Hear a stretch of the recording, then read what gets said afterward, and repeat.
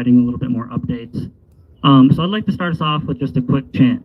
So when immigrant rights are under attack, what do we do? Stand up, fight back! When immigrant rights are under attack, what do we do? Stand up, fight back! Stand up, fight back! Stand up, fight back! Stand up, fight back! Stand up, fight back!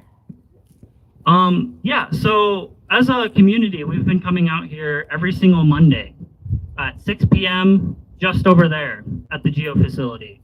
We know that there are over 1,300 people held at this detention facility wrongfully. We know that, you know, these are our community members, people that are our coworkers, people that are our parents, that are being held against their will. And this specific facility has a long history of isolation and abuses. And we know that we must fight back as a community. And the case with Carla is an example of a way that we can actually fight back. So first up, I'd like to invite Piper to provide a little bit of updates about the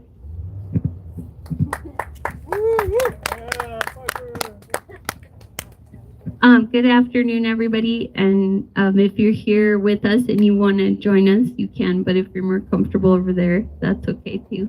So my name is Jen Piper. I work for the American Friends Service Committee here in Denver. Yo me llamo Jennifer. Trabajo por el Comité de Servicios de los Amigos Americanos aquí en Denver.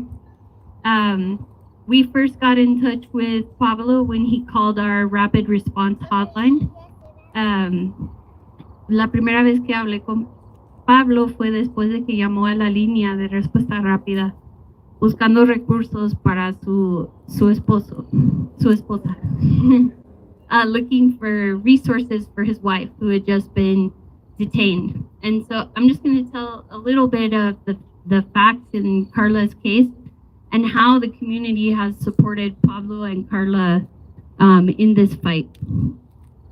So Carla and Pablo came together with her two kids to the United States in 2023.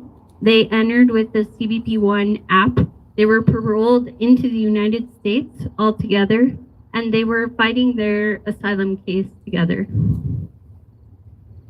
Then they started working. They came here to Colorado. They became really a part of our community, a part of a church community. And then one day Carla was driving DoorDash to help make a little money on the side. And she was using Pablo's account. And the DoorDash asked her to go into Buckley Air Force Base. And when she went to the gate, the guard asked her for ID and asked her what she was doing there. She didn't have the ID, and she showed the DoorDash account, which was under Pablo's name. And instead of just telling her to turn around and go on her way, that she wasn't allowed in the base, that guard called the police. And we believe either the police or the guard called ICE.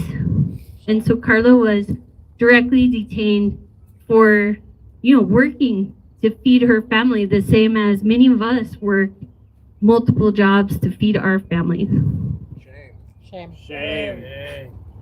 So she'd been almost 7 months inside this detention center, away from her children. And before this second Trump administration, usually ICE would release parents on an ankle monitor, release them into community even if they weren't eligible for bond, but they're not doing that anymore. The cost to children and to our families doesn't seem to matter to Director Homan or to this administration. So Pablo did like 90% of the work on his wife's case, and really hustled doing like raffles, borrowing money, setting up a GoFundMe. He went through 3 attorneys before we found a credible attorney who really fought hard and was there today in the courtroom with Carla.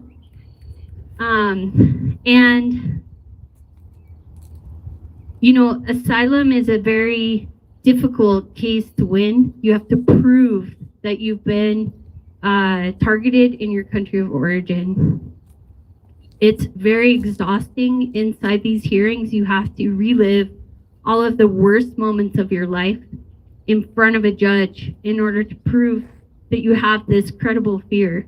Moments that you wanted to forget, you have to relive and testify on and be cross-examined about. Carla wasn't able to bond out because our government classified most of the new people who came here as something called arriving alien, which is such a dehumanizing term. But if you're classified at the border that way, you don't have the right to even a bond hearing. Once you're detained, you're trapped inside this facility. And that is what we see this administration doing to hundreds of newcomers right now, knowing that they can't bond out. They're being specifically targeted to fill beds to justify the money we're spending on detention and pain. And that's wrong. We all believe that we should be ending deportation, ending detention, because the only reason anyone is in there is because they lack a piece of paper we refuse to give them. There is no other reason anyone is in there.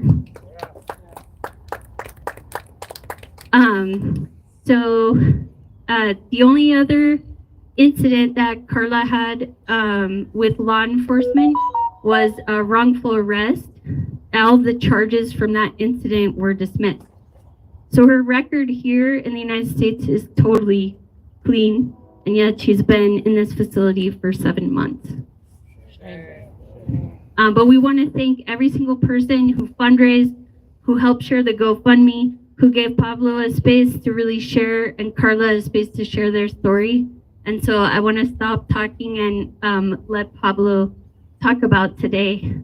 So quiero parar de hablar y dejar a Pablo hablar del día de hoy.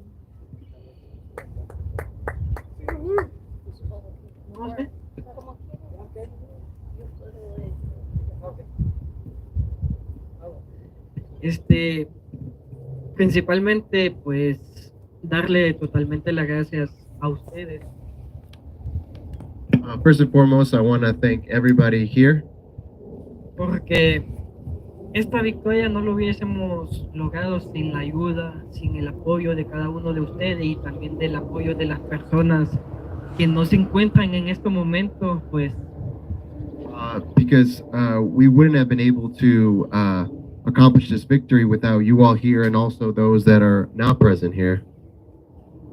Para comentarles, un lunes, pues, fue la primera vigilia que yo vine, que muchos escucharon por primera vez este caso, y con la mucha ayuda de ustedes, de parte de todos ustedes, pues. So briefly, it was a couple of Mondays ago that I was able to be here and tell my wife's case for the first time, and with the help of you all. Ese día, pues, yo les comenté a todos de que nuestra recaudación solo llevábamos $150. Solo llevábamos $150 desde que empezamos en octubre del año pasado. And that day, I commented to you all that we all had only recollected $150 from the time that we started the GoFundMe back in October of 2024. Y con la ayuda de ustedes, pues, ustedes nos ayudaron para recolectar, para poder pagar un abogado, porque en realidad, pues, nosotros, después que yo perdí mi trabajo, pues no teníamos la capacidad de pagar un abogado, ya que son demasiado costosos. And with all your help, we were able to contract an immigration attorney. Because after I lost my job, it was incredibly difficult to pay that. En un mes, prácticamente, menos de un mes, pues recolectamos lo que necesitábamos para lo que es el abogado. In 1 month, a little under 1 month, we collected what we needed to pay the immigration attorney. Y esta victoria, pues, no es de nosotros solamente, sino es una victoria de la comunidad. And this victory is not just ours, it's a victory of the community. Así como nosotros ganamos el día de hoy, pues vienen muchas más victorias mucha más victoria y mucha más derrota para este gobierno. Just how we won today, many victories are yet to come. Many more defeats of this government are yet to come.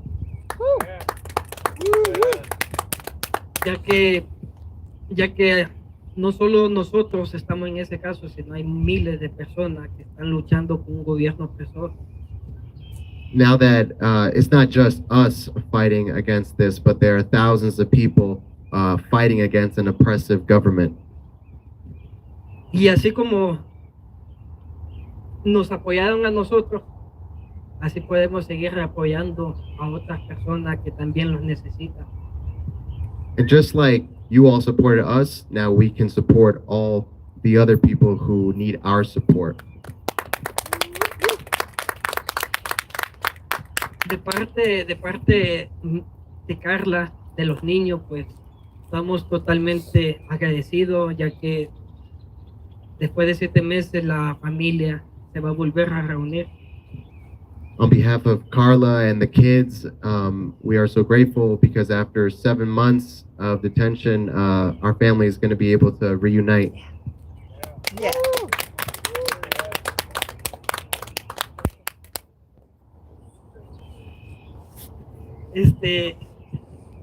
Pues nuevamente muchísimas gracias a ambos, a todas las personas, a las personas que nos ayudaron a compartir la página, que por ustedes, por su esfuerzo, pudimos lograr pagar un abogado, ya que antes, el año pasado, pagamos 2 abogados que solo nos estafaron y pues nos robaron el dinero.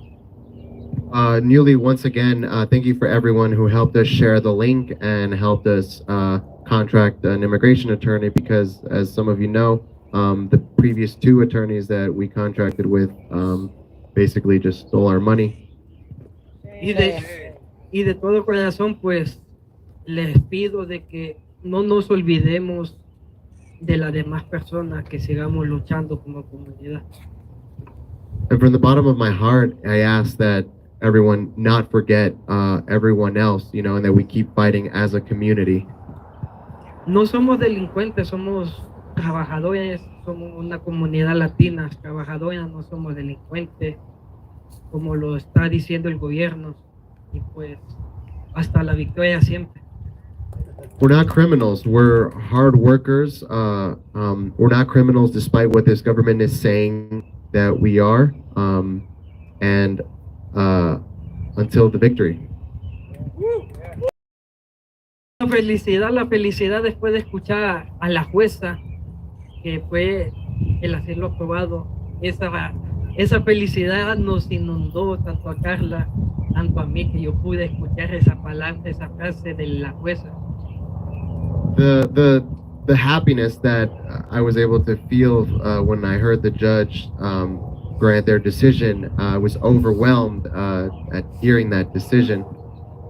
Y pues para los detalles de la corte, pues la dejo aquí con mi compañera Piper, que ella va a explicar más. And for the rest of the details on the court case, I'm going to pass it over to my colleague Piper. Gracias, Pablo. ¡Sí se pudo! ¿Se puede? ¿No se puede? ¡Se puede! El día de hoy, la razón por qué no está afuera con nosotros, Carla, es porque la jueza sí le concedió el asilo, pero el gobierno eligió mantener su derecho a apelar esta decisión en un solo área. Entonces, la jueza va a escribir su decisión, a lo mejor para el lunes, y del fecha que está escrito la decisión tiene que esperar adentro, Carla, 30 días más. Esta es decisión de la fiscalía, no solo la persona que estuvo dentro de la corte, pero lo que entendemos es que el fiscal a nivel nacional ha instruido a los fiscales que siempre reservan este derecho de apelar para castigar aún más 30 días a las personas por simple ser inmigrantes. Yeah. this is a huge victory today. The judge ruled in favor of Carla that she would be granted asylum. Yeah.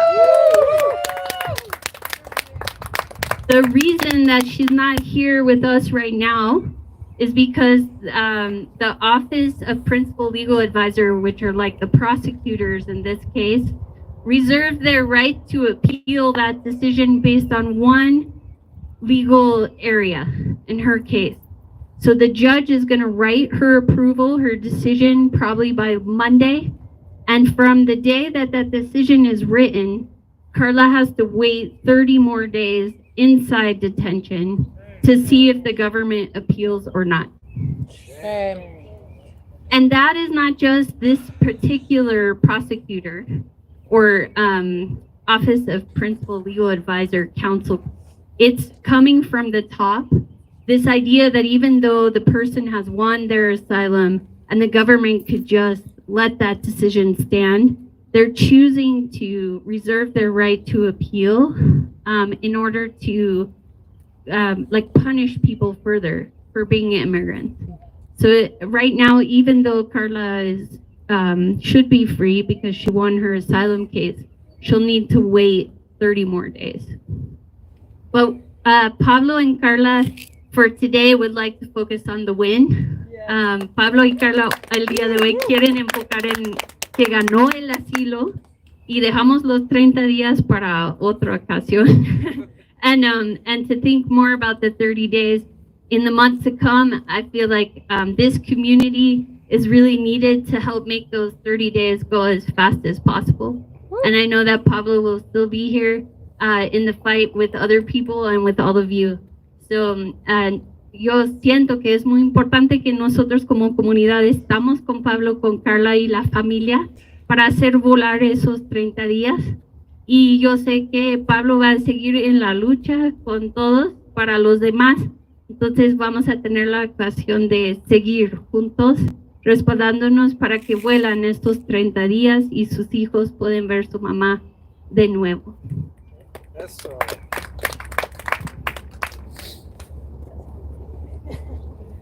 Gracias a Piper y a Pablo por hablar sobre el caso. Y es algo muy impresionante que ganamos como una comunidad para Carla este caso. So you know, it's amazing that we have won this as a community and that we have fought for our rights, and that we won, right? This doesn't happen too often, and it really shows that like when we actually fight back as a community, things are possible.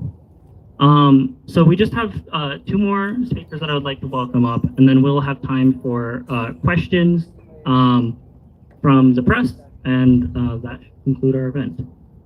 So I will invite up Alfredo from Aurora Unido CSO to talk about the broader context about the GEO facility. Gracias, Brenda. Estoy lleno de alegría para Pablo por ganar, para Carla que ya por fin se va a salir en unos, pues lo único malo es que pues va a durar 30 días allá adentro más, pero ahí viene, poco a poco. Sí, como dijo Pablo, la lucha no acaba aquí, sigue. Todavía hay mucha gente allá adentro sufriendo cada día por el maltratamiento de que sufren allá adentro, que no tienen suficiente comida, que le están haciendo el abuso verbal y físico. Pero hoy vimos que cuando luchamos, ganamos. When we fight, we win. Sorry, I'll translate out that. So basically all I said was like Pablo said, you know, I'm happy for him and I'm glad that he stuck it out and kept fighting regardless of the obstacles that he faced. And happy for Carla, who's finally gonna be free. The only downside is that she has to wait 30 days more in this horrible place. But just like Pablo said, you know, there's still a lot of people in there who are fighting and trying their best to get out And so we're going to continue fighting against this system that oppresses people, that takes them from their homes and their jobs. Vamos a seguir luchando para la gente que están allá adentro detenidos, que le llevaron de su trabajo, de su familia, y seguir. Cuesta lo que cuesta. Es todo. Muy bien. Hasta la victoria. Hasta la victoria. Cuando luchamos, ganamos. When we fight, we win. And today is proof of that. So we're still waiting on to see if Carla is able to get on the phone. But I think in the meantime, we will invite press up to have it if they have any questions for any of the speakers today.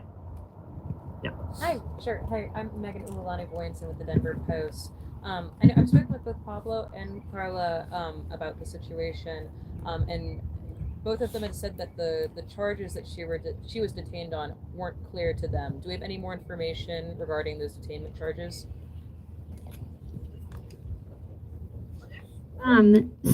So there were no charges that were the reason she was detained. Other than, they alleged she was driving without a license. But there were never any charges filed at the municipal level on that. The only reason she was detained is because she couldn't provide ID. There weren't ever any charges connected to why she was detained by immigration. It was just that, questioning and profiling that seems very racially motivated by the guard at the Air Force Base, because they could have just asked her to turn around or told her that she couldn't drive anymore and let her walk away. But instead they elected to call ICE to the scene. Also, I think he got her on the phone, if you wanted to interrupt me.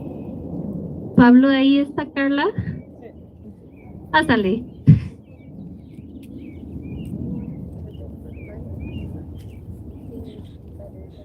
Ok, aquí están.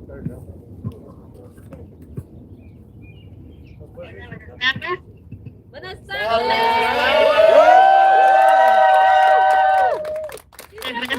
Gracias por su apoyo. Sí lo pudimos lograr. Si su apoyo no hubiera sido posible, gracias por todo el apoyo que le han dado a mi familia, a mi persona. Thank you so much for everyone who supported us. We wouldn't have been able to do this without you.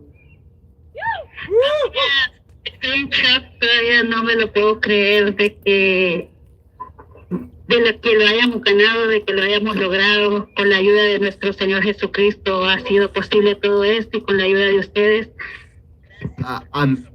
I'm still in shock. I can't believe that we've been able to accomplish this with the help of our Lord and Savior Jesus Christ and with you all. Que Dios le bendiga por su esfuerzo, por su labor, por querer ayudar a las personas que lo necesitan. Siempre estaré eternamente agradecida porque voy a reunirme pronto con mi familia. Thank you so much to everyone for your effort, for your labor, because I'm going to be able to reunite with my family very soon. Muchas gracias. Bendiciones. Thank you very much. Blessings.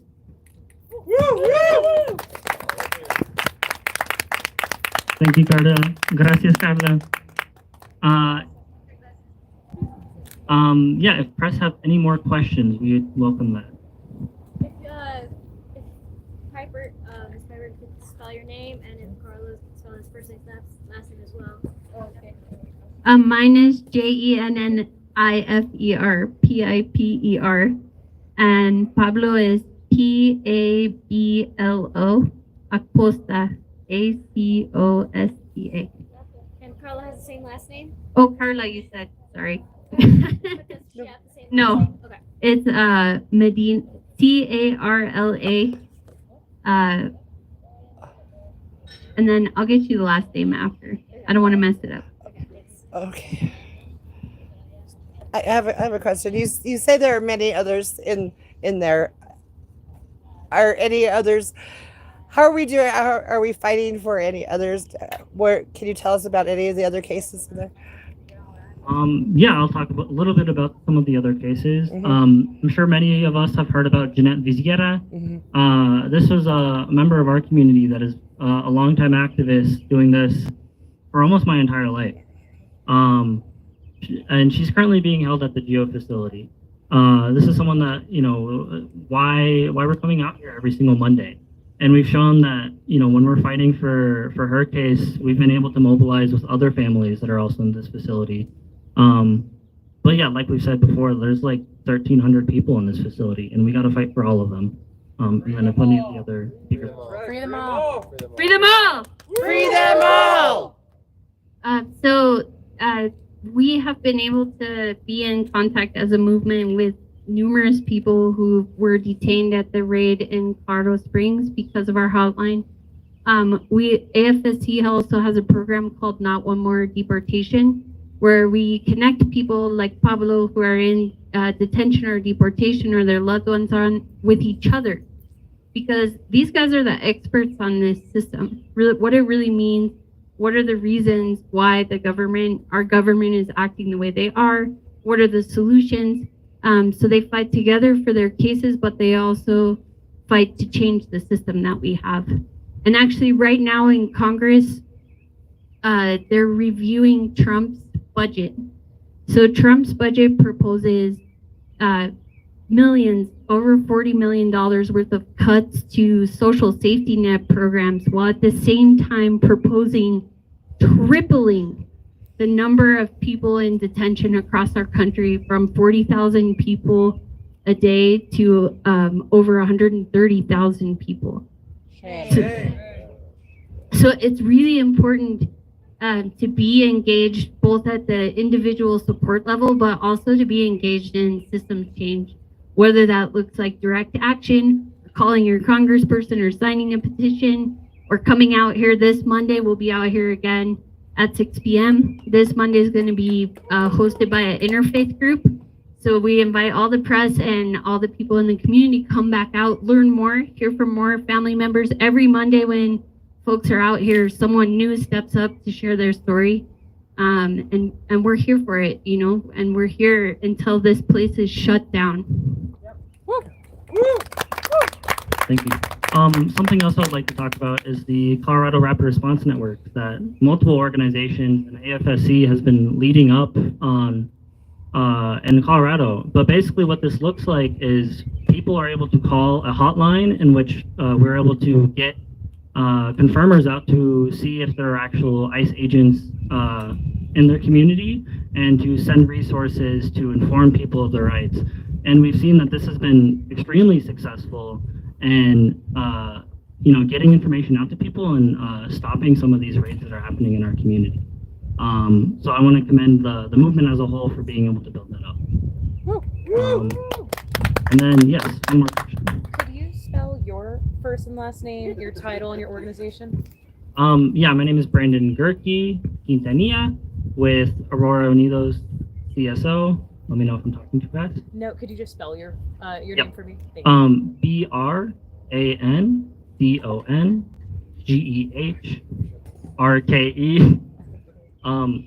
QUINTINILLA. Thank you. Yeah, do we have any other questions from the media or anyone in the crowd? All right. Well, with that, I think that will probably conclude our press conference. And I want to thank everyone again for coming out and supporting Carla on this historic moment of actually winning her asylum case. So say it with me. Cuando luchamos, ganamos. Cuando luchamos, ganamos. All right. Thank you, everyone. Thank you.